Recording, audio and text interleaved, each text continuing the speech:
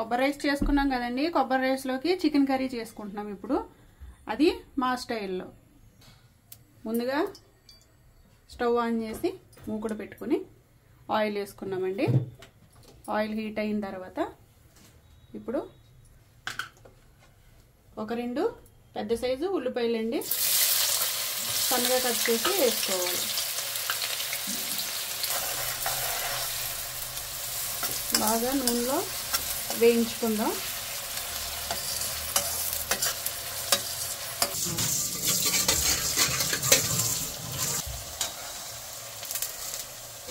కరివేపాకు వేసుకుందామండి. ఆనియన్స్ బాగా వేగిన తర్వాత అల్లం వెల్లుల్లి పేస్ట్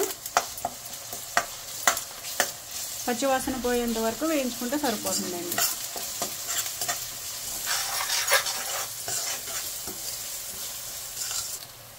ఉప్పండి, పసుపు కొంచెం ఎక్కువైనా వేసుకుంటున్నామండి. నీచు వాసనని రాకుండా చేస్తుంది పసుపు. ఇప్పుడు చికెన్ వేసుకుందాం. శుభ్రంగా కడిగి పెట్టుకున్న చికెన్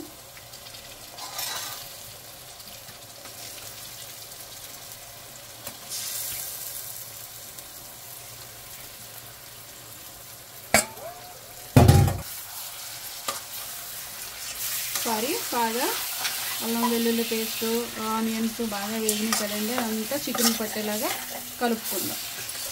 అడుగు పట్టకుండా కలుపుకోవాలి. మూత పెట్టిన తర్వాత చికెన్లో ఉన్న వాటర్ అంతా బయటకు వచ్చేస్తుంది కదండి. ఇప్పుడు మూత పెట్టేస్తాం.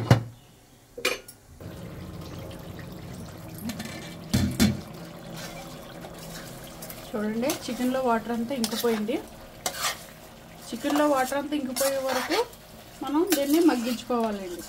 లేదంటే చికెన్లో వాటర్ ఉందంటే నీసు వాసన వస్తుందండి, కూర బాగోదు. ఇప్పుడు మసాలా పేస్ట్ వేసుకుందాం. ఈ మసాలా పేస్ట్కి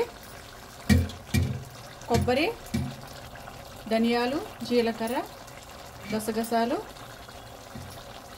ఇలాచి, చెక్క వేసుకున్నాము. ఇది మరీ అంత ఘాటు ఉండదండి, చాలా బాగుంటుంది. టేస్ట్ ఫ్లేవర్ కూడా బాగుంటుంది. ఇప్పుడు కొత్తిమీర కాళ్ళు అండి. ఇవి కొత్తిమీర కాదు, కొత్తిమీర కాళ్ళు ఉంటాయి కదా, ఆ కాళ్ళు అసలు చాలా అంటే చాలా కూరకి ఎక్స్ట్రా టేస్ట్ తీసుకొస్తాయండి.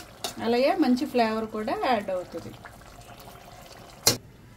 కాళ్ళు అంటే ఇవి వేర్లు అనుకున్నారు కాదు, ఈ కొత్తిమీరకు ఉంటాయి కదండి ఈ చివరి కాళ్ళు, అవి మాత్రం వేసాం, వేర్లు కాదండి. ఓకేనా. పచ్చిమిర్చి ఇప్పుడు కట్ చేసుకున్న 2 టమాటో ముక్కలు వేసుకోవాలండి. పచ్చిమిర్చి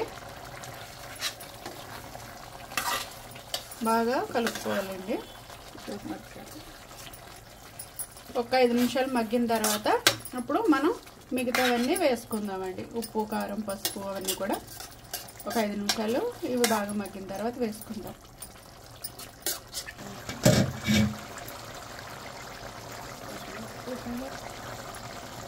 పసుపు, ఉప్పు వేసుకున్నాం కదండి ముందే మనం.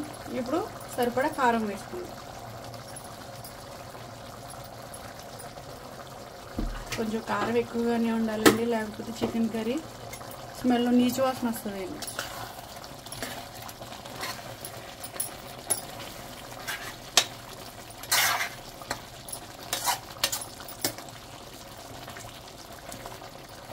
ఈ వాటర్ అంతా బాగా దగ్గరికి ఎగిరిపోయిన తర్వాత మనం వాటర్ వేసుకుని ఉడికించుకుందామండి కూర. మన కూర ఎంతవరకు వచ్చిందో చూద్దామండి. నీళ్ళన్నీ దగ్గరికి పడిపోయినాయి, నీళ్ళన్నీ ఇంకిపోయినాయి. మనం ఇందులో వాటర్ వేయలేదండి, అది చికెన్లో వచ్చిన వాటరే. చికెన్లో వచ్చిన వాటర్ అంతా ఇంకిపోకపోతే అది చికెన్ స్మెల్ వస్తుందండి, కూర నీచు వాసన. అందుకని ఆ నీళ్ళన్నీ ఇంకిపోయిన తర్వాతే మనం నీళ్ళు వేసుకోవాలి. ఒక కప్పు వాటర్ వేసుకుంటే సరిపోద్దండి, ఎక్కువ అవసరం లేదు. ఆల్రెడీ మన చికెన్ ఉడికిపోయింది. మన గ్రేవీ కోసం అని చెప్పి వాటర్ వేసుకున్నాము. ఇప్పుడు అది కొంచెం దగ్గర పడిపోయిన తర్వాత ఈ వాటర్తోనే మన కూర రెడీ అయిపోయినట్టేనండి. ఫైనల్గా కొత్తిమీర వేసుకుంటే మన కూర రెడీ అయిపోద్దండి. ఇప్పుడు ఈ కూరని ఇంకొక 10 నిమిషాలు ఉడకనిద్దాం. కొద్దిగా మసాలా వేసుకున్నామండి, ఇంకొంచెం మసాలా అంటే మనం ఉడికేటప్పుడు వేసుకున్నాం మసాలా. ఇప్పుడు కొద్దిగా లాస్ట్లో వేసుకుంటాం. లాస్ట్లో వేసుకుని